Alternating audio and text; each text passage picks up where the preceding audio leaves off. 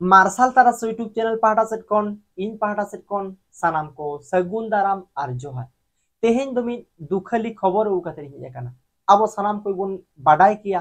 कुनार हेम्ब्रम गंके और नुई तेहेन कुनार हेम्ब्रम गंके दो आबो तालारे बनु गया कुनार हेम्ब्रम गंके दो बोंगा दिसो मेना तेहेन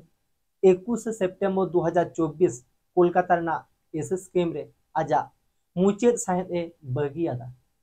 अब सानाम को बाडाय किया कुनार हेम्ब्रम गंके मेटांग सॉफ्टवेयर इंजीनियरिंग तहे कना जहां दो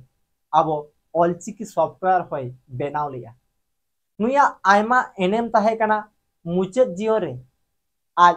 राजनीति सला होय जपड़ा रेना आर आजा 2000 नय वेस्ट बेंगल रेना जहां लोकसभा इलेक्शन से बचनाव नुआरे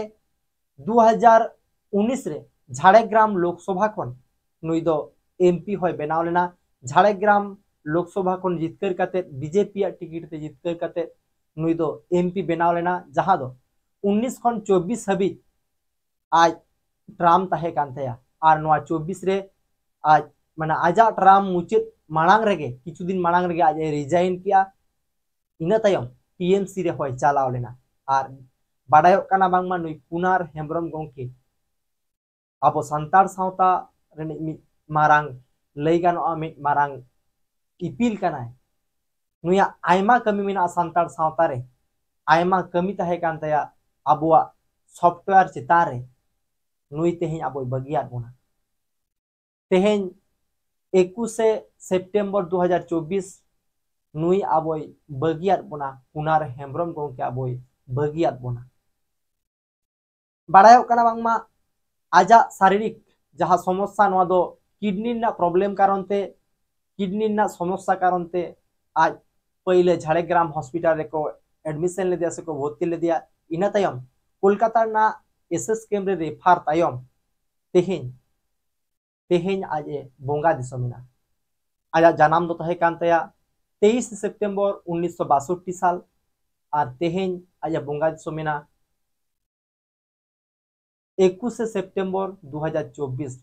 आजा नितु उमेर तो हुई कान तया 62 सेरमा और बांग तुगे बार सेरमा आजा नोआ तुगे बार सेरमा ना कमी ते अब उनिया जहाँ कमी कना नोआ अहोबन हिडिंग किया आजा जहाँ सॉफ्टवेयर डेवलपमेंट रेना जहाँ कमी कना नोआ अहोबन हिडिंग किया इना छाडा हो आयमा कमी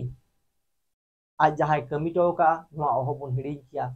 जहाँ दो नौकान मिट होड़ आद कते अब संतार सावता रेना टेक्निकल जहाँ पार्ट कना नोआ अभी आबो ठेन खन अडी सांगिनेना से अडी माने नौकाना टेक्निकल पार्ट नितो सोसनो जुके जहाँ लेका विभिन्न सॉफ्टवेयर डेवलपमेंट हुई कना अब नौकानी मिटन होड़े तहे कना जहाँ दो अब विभिन्न सॉफ्टवेयर आबो लगित बनाव दाड़े किया आबो लगित कोराव दाड़े किया नौकान होड़ बन आटके दिया संतार सावता ना नाहा जुग रे नौकान होड़ दो माने बाको ᱧᱟᱢᱚᱜᱼᱟ और नौकानी होड़ बागी कारण ते आबोआ अडी मांग क्षति गे हुईना आबो बन आसोआ कुनार हेम्ब्रम गंकेया जीवी आत्मा नायते नापायते सरकपुर रे बोंगा बुरु को तालारे ठाव को एमा मा एनखान इन पाटा सेट खन दोहरा करते सनम को जोहार।